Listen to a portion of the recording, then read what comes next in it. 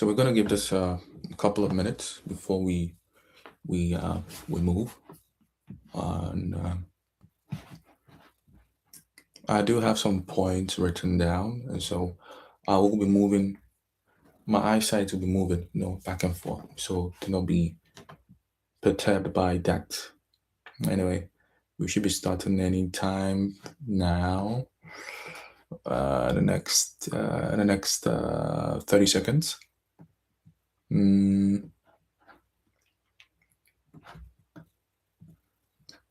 should be starting next 30 seconds. Now, 20 left. 8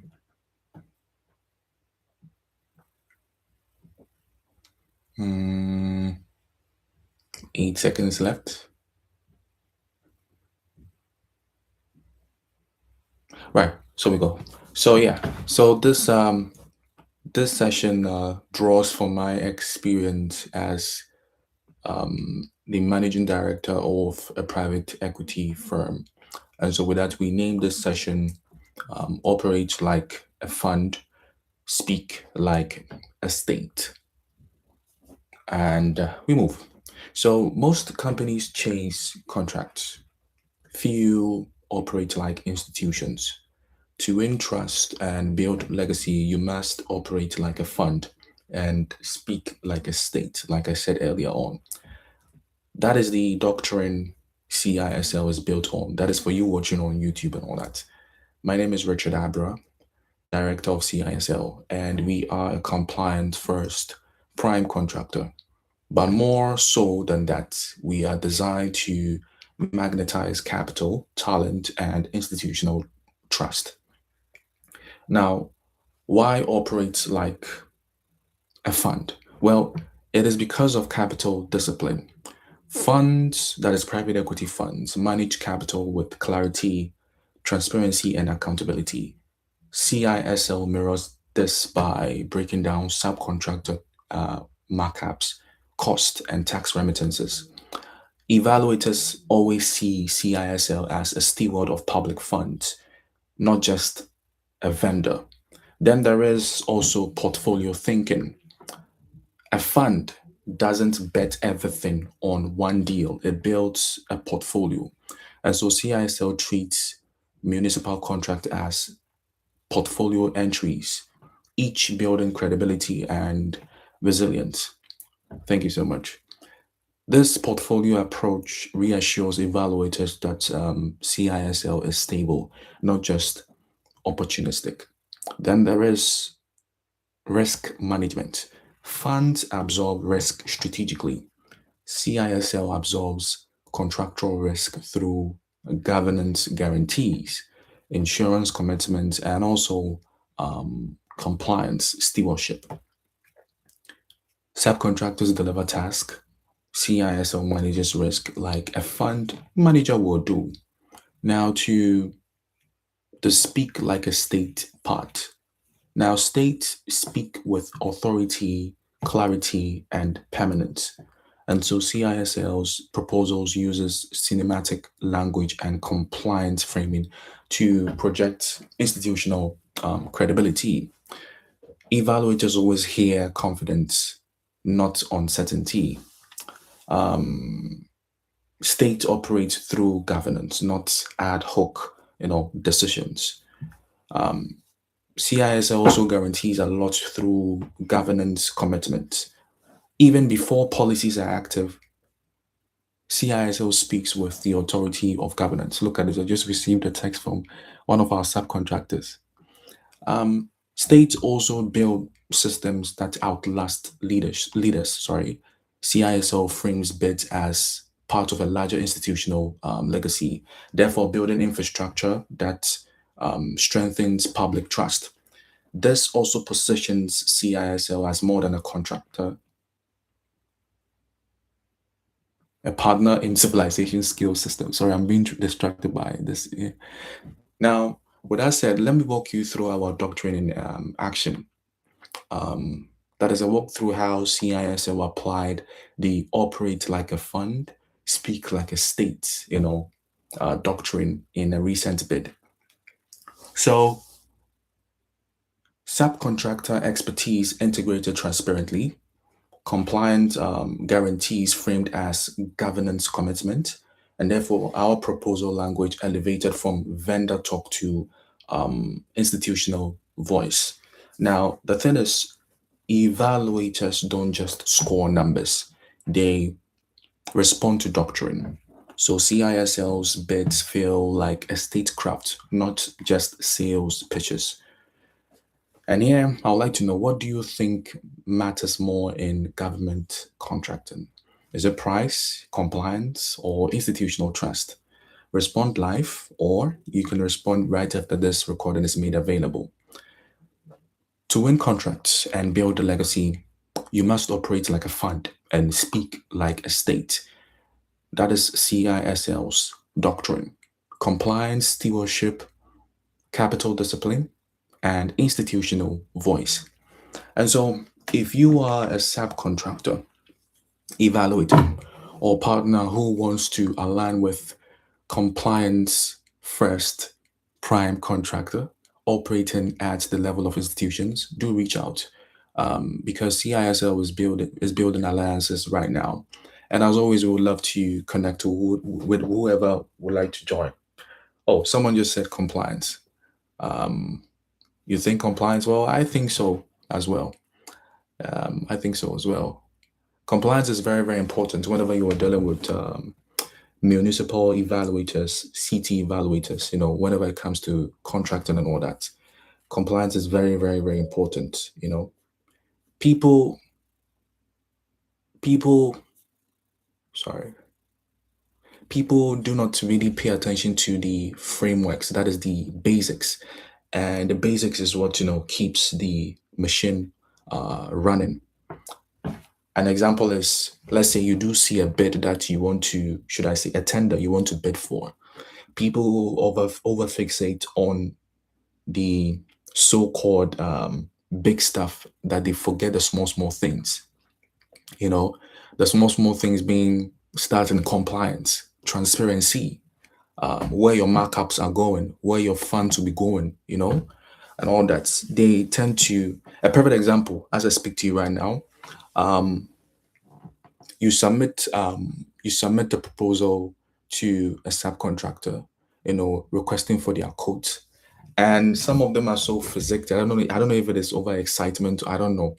Um, they tend to give you more information than required, too much information, which is not necessary. Mind you, you're always not the only one bidding. Well, according to statistics, um, 95%, well, 95% of the contract that you do see on bidding sites, you know, how do I put it?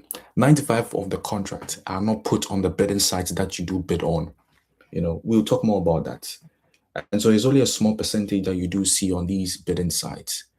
And sometimes these contracts on these bidding sites, well, um, sometimes, sorry, I seem to be distracted.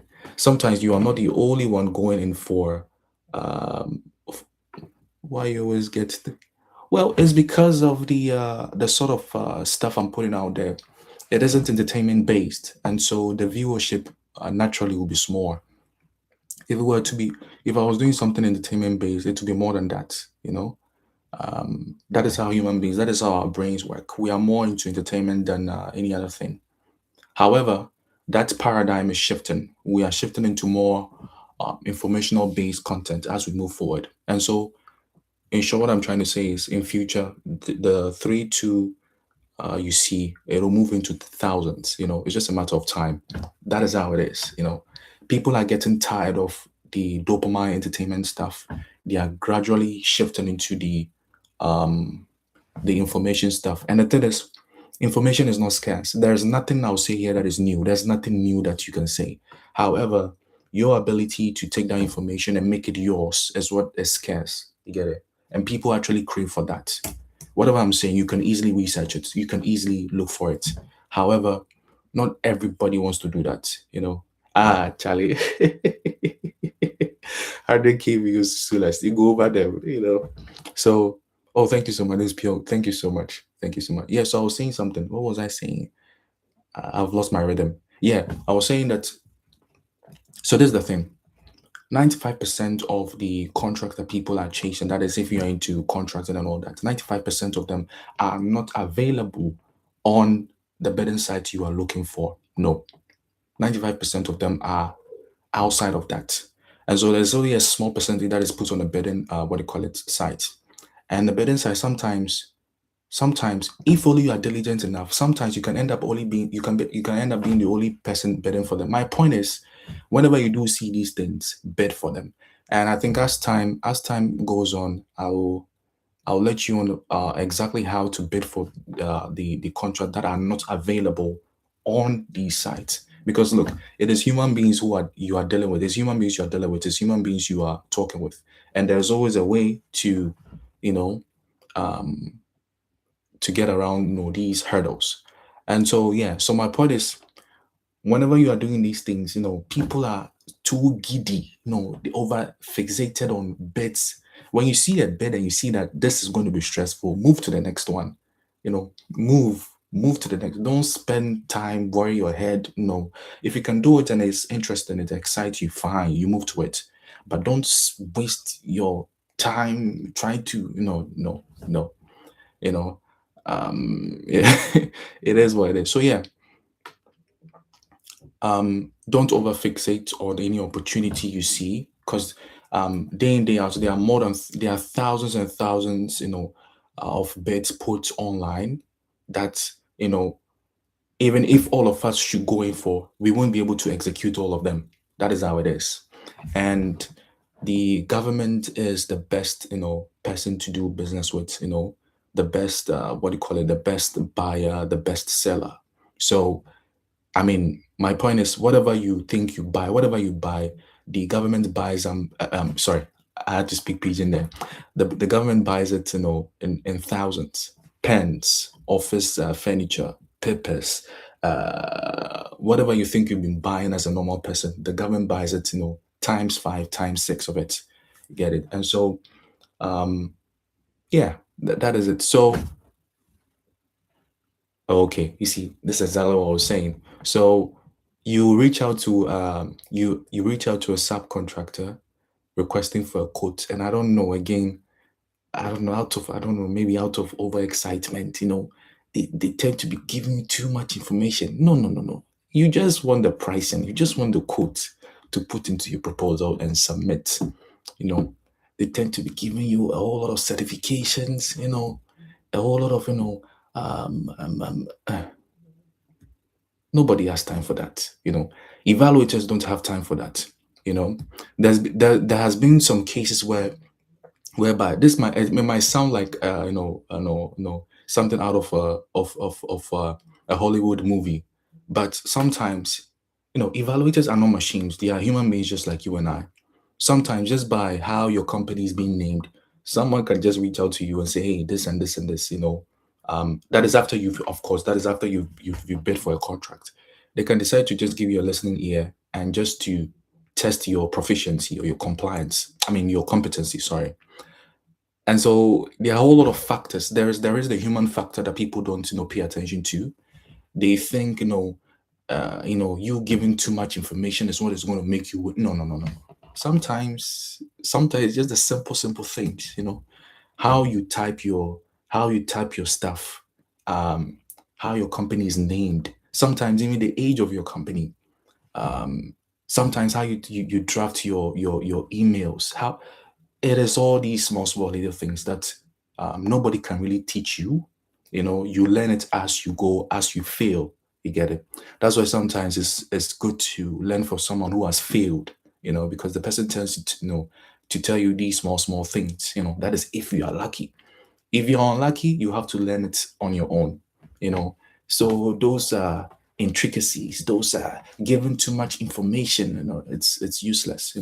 Mind you, most of the times you are not the only one bidding for that stuff. And these evaluators, they don't have time for these too much information. You get it? They look, according to their evaluation, what do you call it? I forgot the name. According to their evaluation format, they look through And if, I mean, you are in line with it, yes, they look at it. So it's not your over giving of information is what is going to, no, it's nonsense. So please, whenever we approach these things, we should use simplicity. There's a lot I want to say. There's a lot that I do have to say, but I think small, small, as my people say, small, small, small, small, small, small. Information will be coming in small, small. And I do with this, I do indulge you. I implore you to always keep an eye on uh, the content I've been given on my platforms. And believe you me, there's a lot that you get you be aware of. I won't use the word learn because learn is too formal, but there's a lot you'll be aware of. So yeah, and today's session, like I said, I named it operates like a fund, speak like a state. you know that is because I was just squeezing the experience I do have from private equity, and there are always things that work in tandem, things that work in conjunction that you can always speak about. And so as time goes on, you know due to my own personal failures and wins, I'll be dropping, dropping a whole lot, because there's a plethora of interesting things that you can get aware of from the things I say. I say this vehemently with my chest because I know, you know, and there are a whole lot of small, small things that people, you know, that you can always give to people that people are not paying attention to. The thing is, if we all should have access to all the resources we want, there will still be a billion times of resources available for all of us. My point is everything is in abundance. So as time goes on, I will be shifting, I mean, this kinds of info to whoever wants to listen. If you want to listen, fine. If you don't want to listen, it is what it is. For me, I am a centric billionaire. So I am just reverse engineering things. Me, I'm getting to the money. So if you join me, fine. If you won't, that's also okay. But um yeah, so yeah, keep yourself locked with whatever I do bring on here. And yes, money on my mind. Yeah. So what I do is I think that, you see, that's why it's imperative to always be doing stuff. Because the moment you do stuff, hey, my favorite person is here.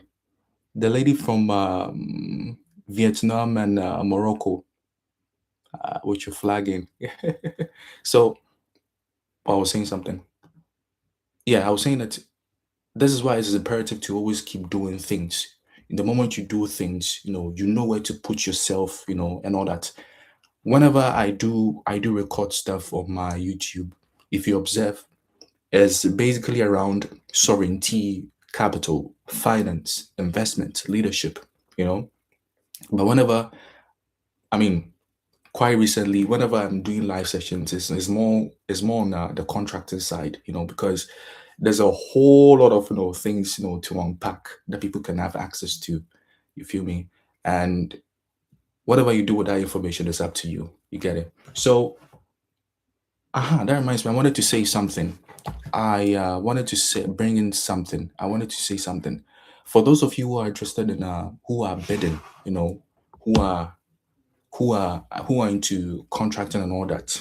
I don't know where you are. I don't know the levels of your country, but I'm going to go with federal, provincial, and municipal. And under municipal, we have respective cities. Now, this is the thing.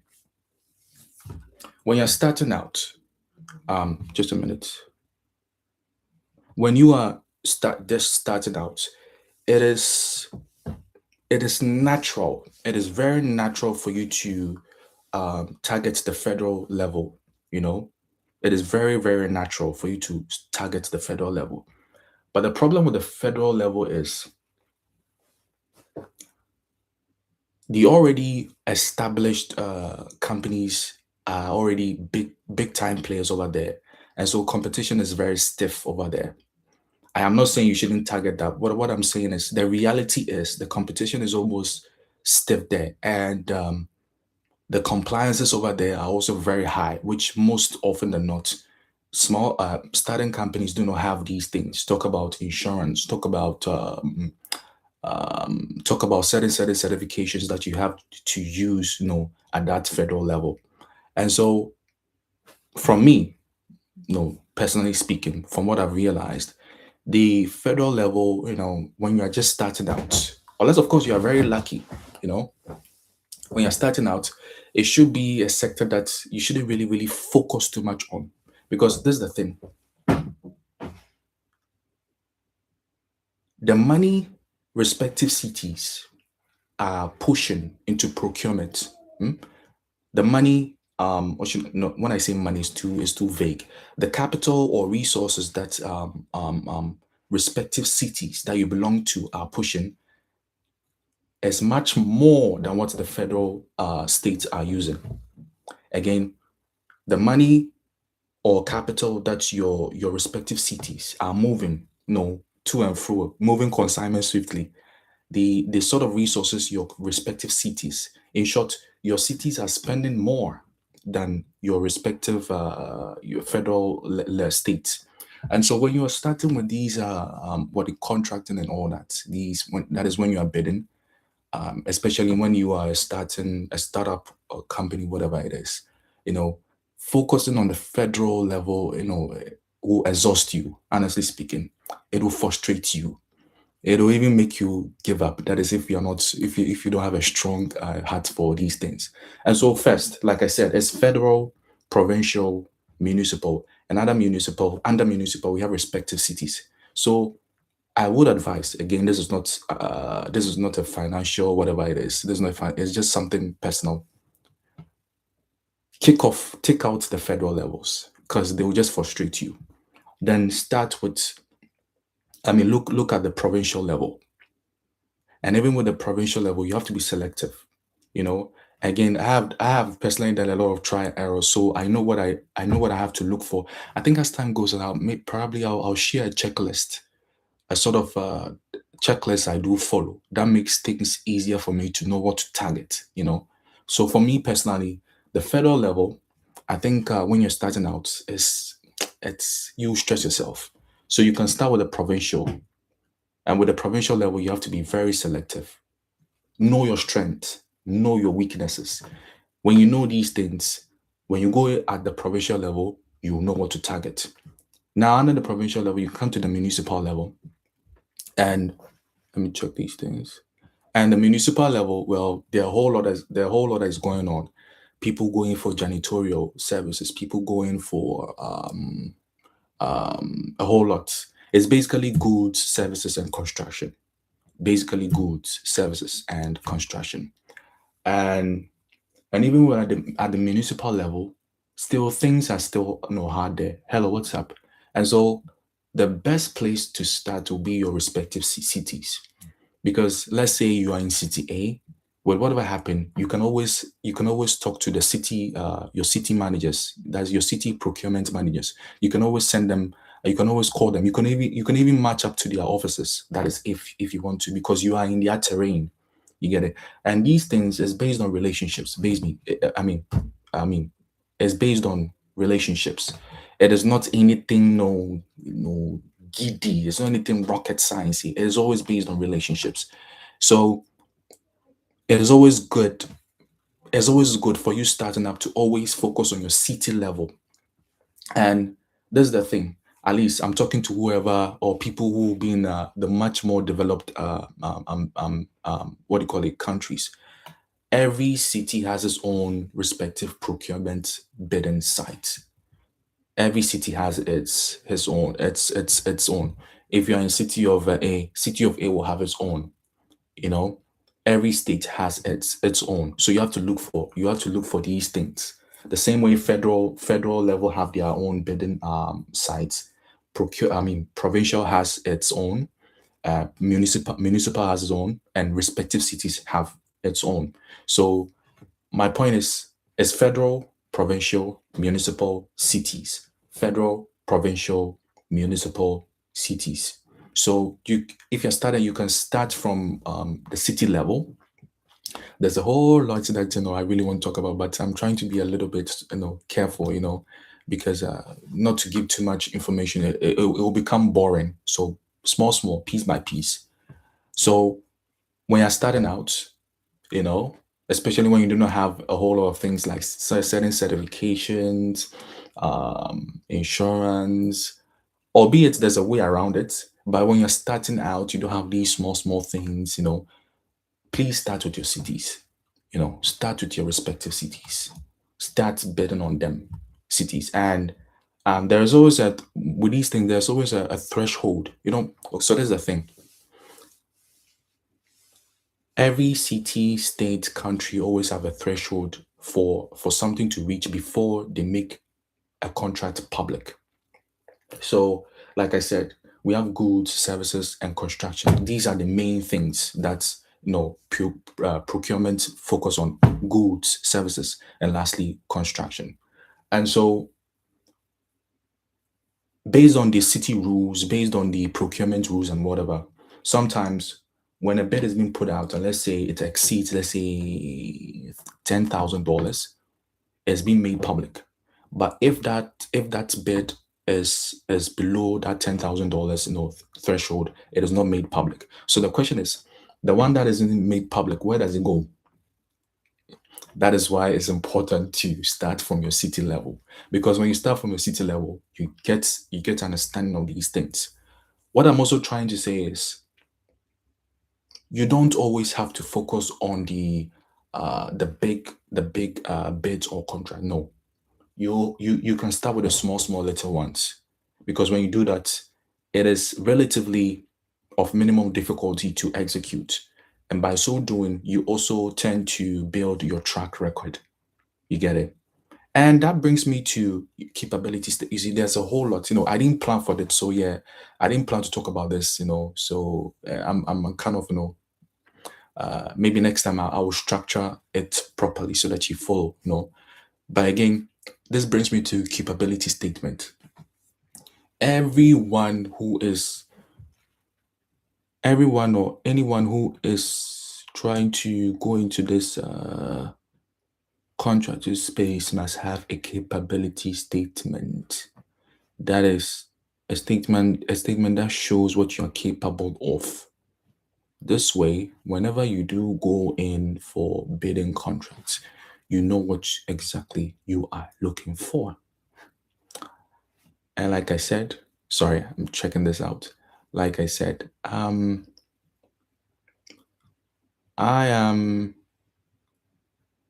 This was not structured, and so there are a whole lot of things that will be left out. But yeah, as time goes on, yeah, I'll be dropping these things. So please, stay tuned, and we'll take it there. And on a short note, I think I have like 2 minutes left. I have 2 minutes left. If you do have any question, you can always jump in, ask, and I'll do my best to answer that question. Because it's imperative that the right information gets to the doorstep of people. So yeah, if you do have any question, you just let me know, and I'll do my best to answer.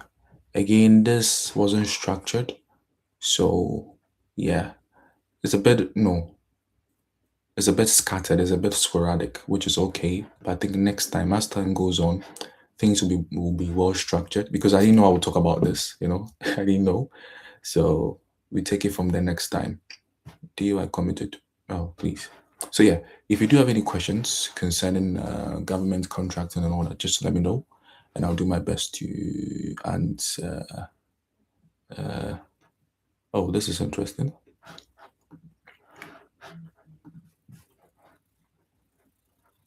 Mm, I'll give it like 2 minutes, and if no question comes in, I just leave and return later.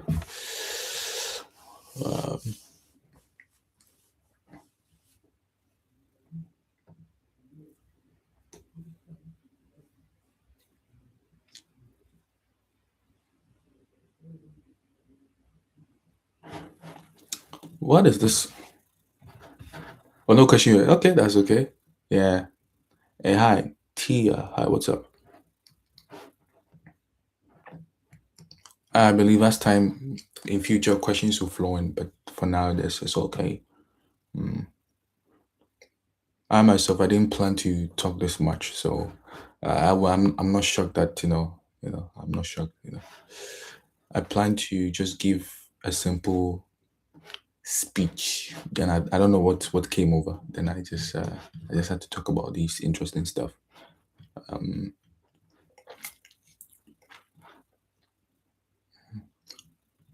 I'm good, Tia. I'm good. I'm good. I'm good. I'm good.